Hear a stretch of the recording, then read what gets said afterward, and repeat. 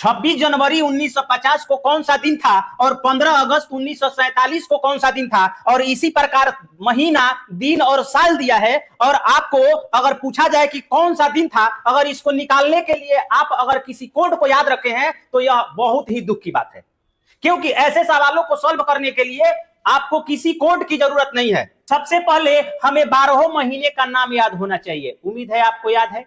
उसके बाद 12 महीने जनवरी से लेकर के दिसंबर तक सबके दिन याद होने चाहिए कि कौन महीना कितने दिन का होता है। तो इसके लिए मैं एक टेक्निक बता देता हूं, इसको काउंट करेंगे, इस पर काउंट करेंगे, जो ऊंचा वाले पर जाएगा 31 दिन का और जो गड्ढे में जाएगा वो 30 दिन का होता है। ऊंचे वाला पर 31 दिन और गड्ढे वाला में 30 दिन काउंट करते चले जाएंगे। और जब इसको काउंट करते चले जाएंगे तो आपको पता चल जाएगा कि कौन सा महीना कितने दिन का होता है। उसके बाद हम लोग करते हैं क्या कि ऑड दिनों की संख्या पता करते हैं।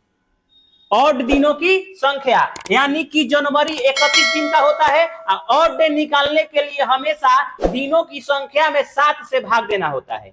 यानी कि 31 में 7 से भाग दे देंगे तो 3 बचेगा, यानी कि ऑड डे आ जाएगा 3। फरवरी में 28 दिन होता है तो इसमें दिनों की संख्या अगर ऑड डे पता करना हो तो ऑड डे 0 हो सकता है या 1 हो सकता है। मार्च में 3 हो सकता है, अप्रैल में 2 होगा, मई में 3, जून में 2, जुलाई में 3, अगस्त में 3, सितंबर में 2, अक्टूबर में 3, नवंबर में 2 और दिसंबर में 3। यानी कि जो तीसरा महीना है उसमें ऑड डे 2 दिनों का होता है और जो 31वां महीना है उसमें ऑड डे 3 दिन का होता है।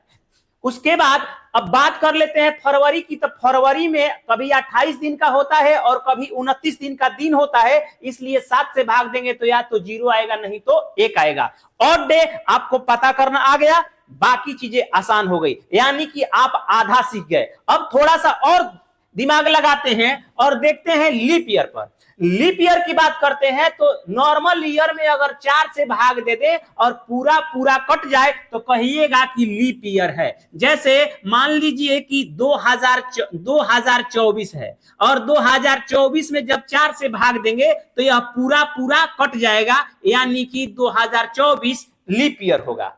अब थोड़ा सा बात कर लेते हैं सेंचुरी ईयर। सेंचुरी ईयर में अगर लीप ईयर पता करना हो तो इसमें 400 से भाग देते हैं। किसी भी सेंचुरी ईयर को अगर पता करना हो कि लीप ईयर है कि नहीं है तो उसमें 400 से भाग देते हैं और नॉर्मल ईयर में मात्र 4 से भाग देते हैं।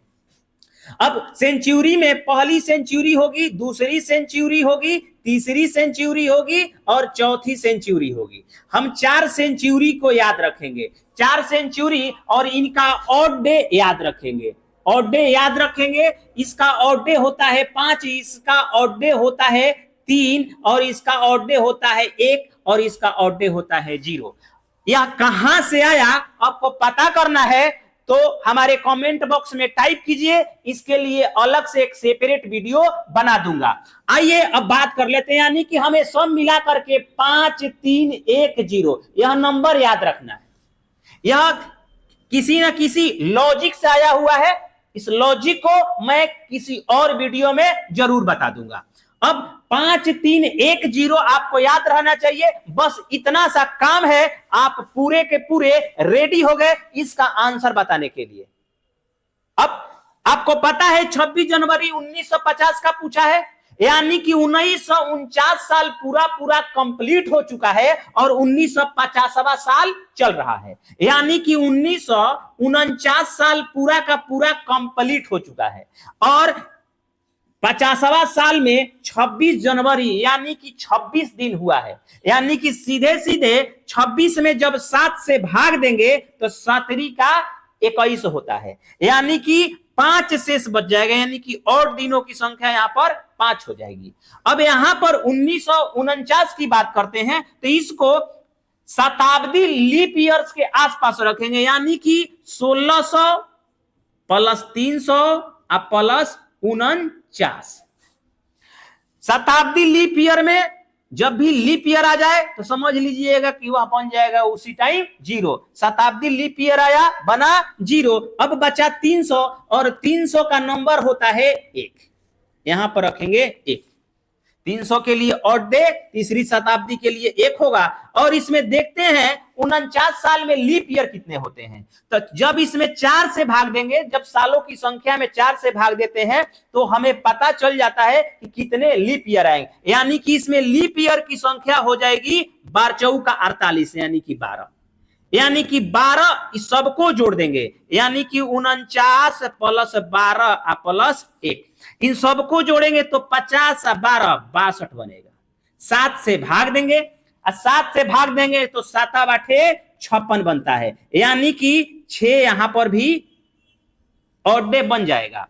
5 ये ऑड डे ये और 6 ऑड डे ये, इन दोनों को आपस में जोड़ेंगे तो बनेगा 11। इसमें 7 से भाग देंगे बनेगा 4। और ये आपको पता है संडे मंडे, यानी कि सोमवार से लेकर के रविवार तक, सोमवार से काउंट करेंगे 1 2 3 4 5 6 और उसके बाद संडे को कर देंगे 0 क्योंकि संडे को होता है छुट्टी। और सीधे सीधे 4 आया, इसका मतलब 4 यानी कि उस दिन बृहस्पतिवार था। आइए पता करते हैं 15 अगस्त 1947 को कौन सा दिन था। तो यह काम करेंगे कि 15 अगस्त 1947 की बात कर रहे हैं, यानी कि 1946 साल पूरे के पूरे कंप्लीट हो चुके हैं। यानी कि 1946 साल कंप्लीट हो चुके हैं और 1947वां साल चल रहा है। और 47वां साल में जनवरी, फरवरी, मार्च, अप्रैल, मई, जून, जुलाई, यानी कि जुलाई तक कंप्लीट हो चुका है। जून जुलाई तक यह कंप्लीट हो चुका है।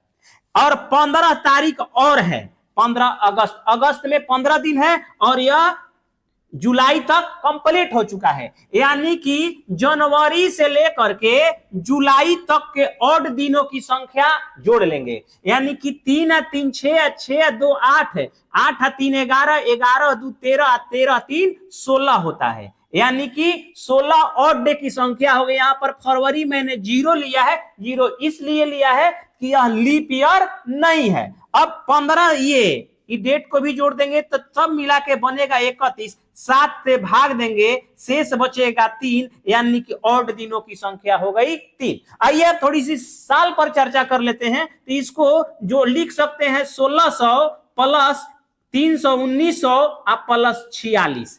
1600 यह शताब्दी लीप ईयर है इसलिए इसका बनेगा 0। यहां पर 3 है इसलिए इसका बनेगा 1। 300 के लिए 1 और 46 है। उसके बाद पता कर लेंगे 46 साल में टोटल लीप ईयर कितने होते हैं। तो इसमें 4 से भाग देके पता करते हैं। तो 4 से भाग देंगे तो 11 4 44 यानी कि 11 बनेगा। इन सबको जोड़ लेंगे, इन सबको जोड़ेंगे तो 6 1 7 7 1 8 बनता है, 4 1 5 यानी कि 58 बनेगा। इसमें फिर 7 से भाग देंगे, 7 8 56 यानी कि 2 रिमाइंडर बच जाएगा, यानी कि और दिनों की संख्या 2 हो गई। 2 और 3 टोटल होता है 5, यानी कि 5 का मतलब फ्राइडे शुक्रवार होता है। आपका राइट आंसर हुआ। अगर हमारा वीडियो पसंद आए तो हमारे चैनल को जरूर सब्सक्राइब कर लीजिए। जय हिंद।